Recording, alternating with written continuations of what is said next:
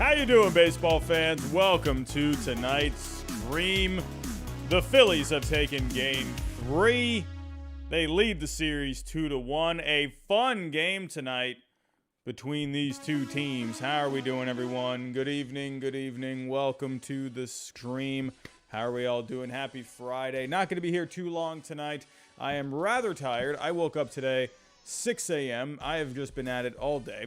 Just got home not too long ago. I was out actually with a few friends tonight, having some wings tonight. I was feeling pretty good, but had the game on right in front of me, just watching it all unfold. Just got home not too long ago, and here I am talking some Phillies Padres with you.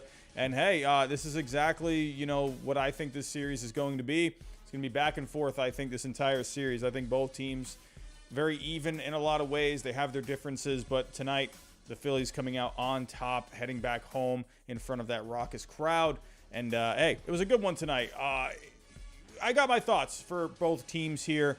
Not going to take too long breaking this one down, but it was an interesting game nonetheless. But before I do get started, everyone, if you are new, think about subscribing to the channel. We're trying to get to 27,000 by the end of the postseason, so definitely try and help us out there. Everyone, one way you can help out is by hitting that like button. That's going to help out with the algorithm. Hit the bell notification. Share the stream if you can. Don't forget, we have sponsors on this channel. SeatGeek sponsoring tonight's episode. Use my code HYDE. Get $20 off your first purchase.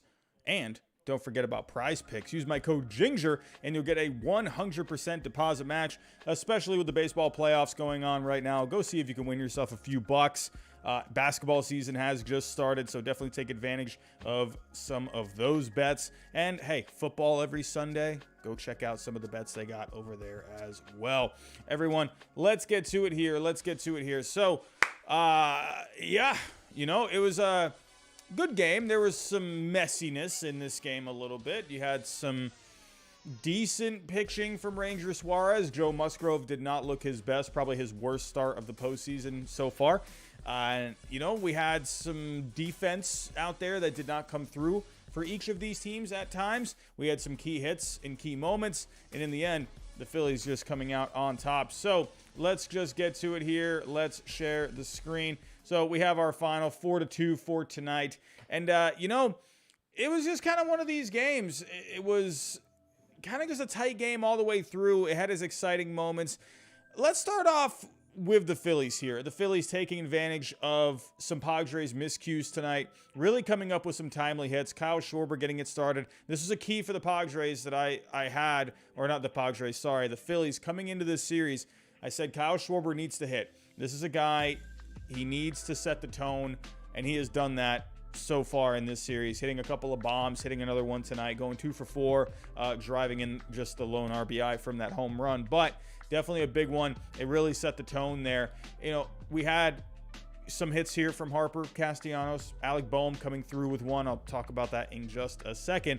But the Phillies, in the end, they just seemed like the team that they just did the better job at hanging tough in this one. They definitely did not look perfect tonight by any means, but in the end, they came out on top. They just did a bit more than the Padres here. So you got to like the Phillies, just the tougher team tonight. That's the one thing. If I were to kind of give you one description of this team for tonight, they just hung in there a bit better than the Padres tonight. Oh, we got a super chat coming in. How are we doing here? Tom Amiano, how you doing, my friend? Welcome. What do you think about Kim taking over for Tatis at short? I hear it every 5 minutes during the broadcast. These broadcasts, man, they got to do what they got to do. Major League Baseball, they want you to be remembering Fernando Tatis Jr. I'll tell you this right now. Ha-Seong Kim, he's the way better defender out there. I mean, look at what the Padres have done this year. They've just looked like the better team. It just seems like they've had a better attitude this year. I'm not going to put all that on Fernando Tatis Jr., but I don't know. We'll have to see what happens with this Padres team next year with Tatis Jr. back in the fold. But I will say with Kim, he absolutely has brought the better defense. Tatis Jr. is not a good defensive player. He's definitely going to bring it with the bat. But it'll be interesting for next year. But Tom Amiano, good point. They still bring him up all the time. I hate that. It's like, just focus on the players that are on the field. This is a guy, he Obviously, has had his off-the-field issues. He can't stay healthy. He's made of glass. Why are we still talking about the guy? I don't get it. Talk about Ha-Seong Kim. Talk about what he's doing. But, I didn't like that, he was leading off in this one. Actually, let me go back here. Game 1, was it Kim? No, Profar led off in Game 1. Solo Thought Sports, thank you for the $1 super chat, my friend. I do appreciate that. So Profar led off Game 1, and if we go to Game 2, he also led off Game 2. I did not like Kim leading off in this one. Kim is not really the kind of a bat that you want leading off. I really didn't understand this move. Why not have, I don't know, if you want to get really creative here, why not have, what was wrong with sticking with Profar in the leadoff spot? If you wanted to, maybe why not try Cronenworth in the leadoff spot? Maybe someone like a Brandon Drury? I don't know. I just didn't like the idea of Kim leading off this game. It just didn't really make a lot of sense to me. I don't know. Wasn't a big fan of that. Solo Thought Sports, thank you again for the $1 super chat. I see you just commented as well. What's funny is people were worried about the Phillies defense coming into the series, but Lordy, look at the Padres tonight. Yeah, I agree. The Phillies, that's another key that I had for them.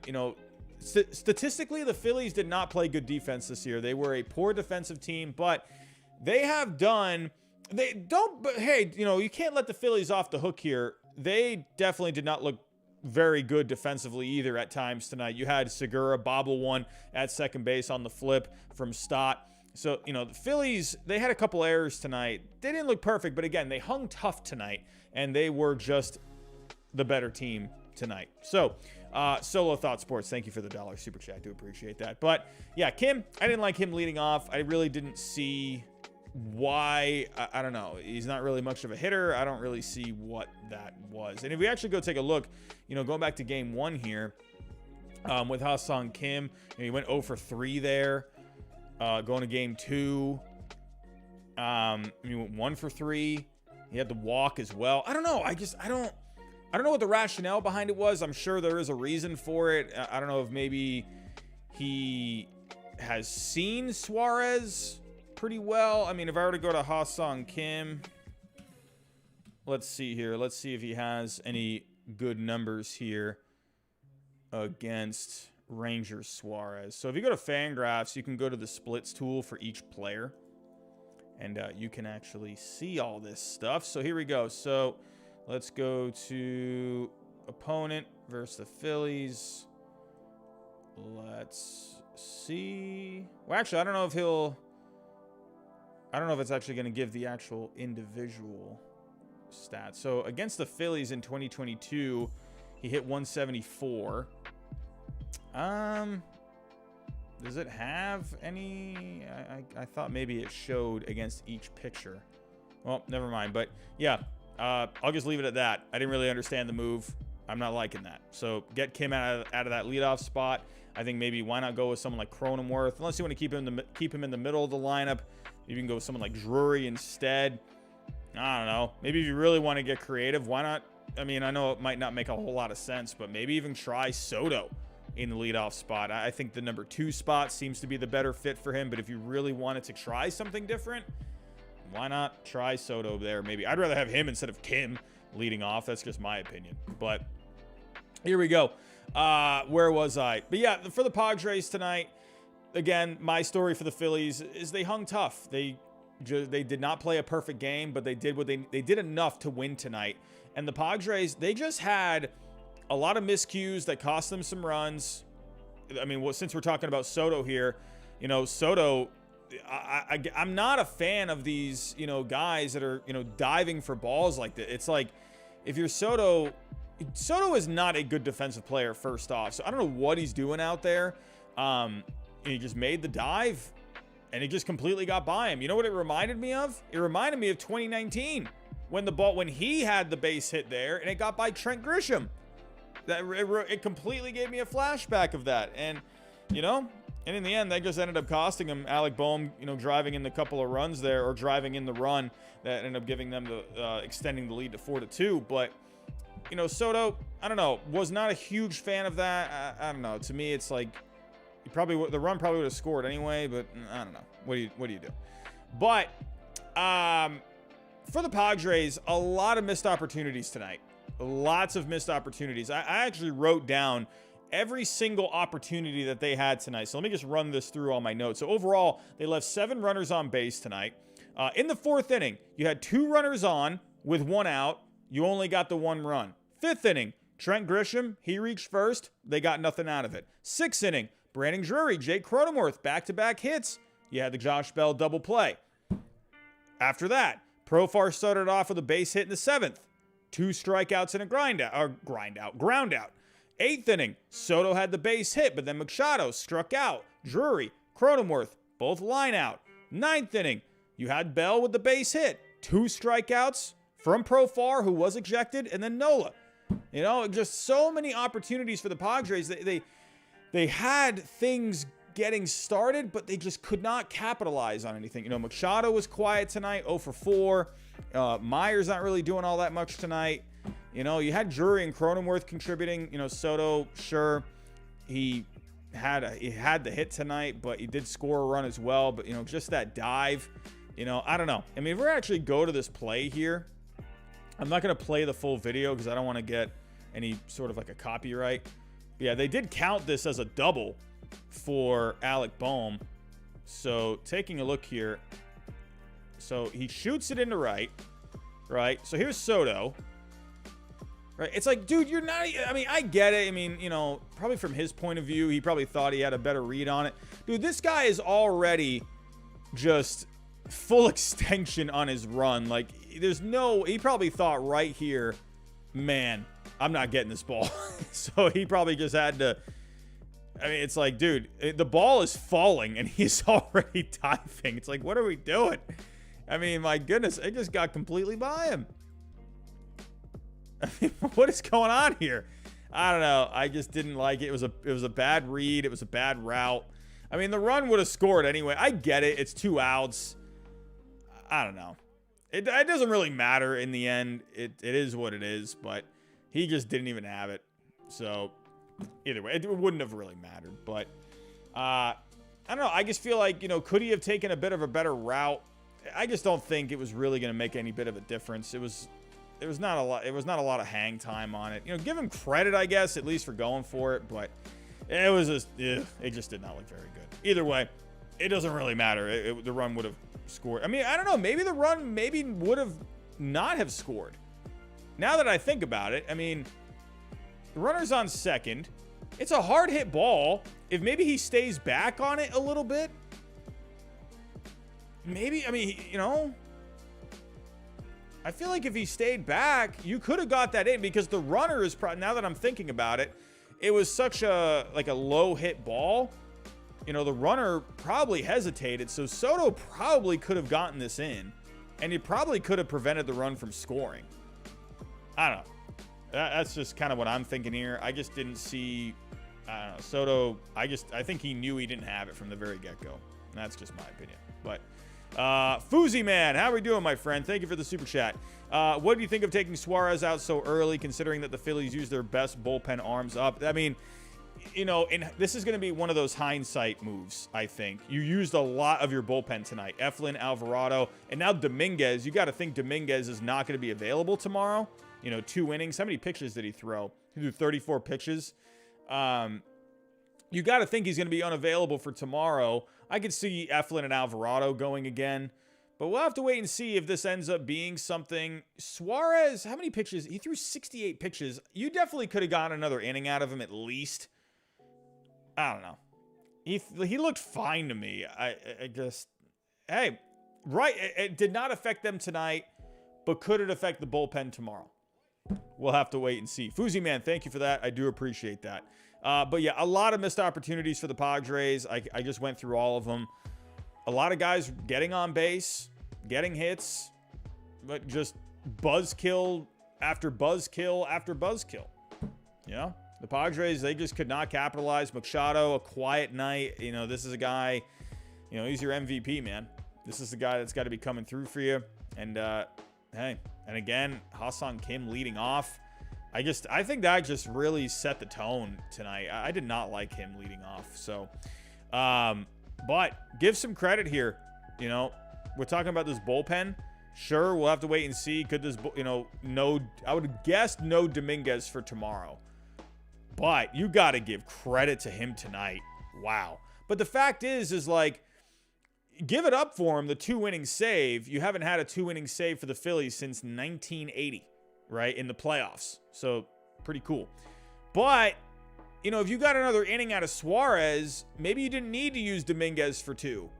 And then they could have ended up saving him for maybe another turn for tomorrow. They could still use him, I guess, tomorrow, but I don't know. You threw 2 innings here. I'm going to guess probably not. Probably not. Pat Colt, biggest play of the game was the Josh Bell double play. I agree.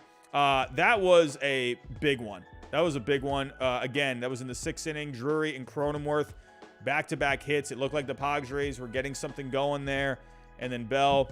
Bell has had his moments this postseason. He has stepped up. But, yeah, he did get the hit tonight.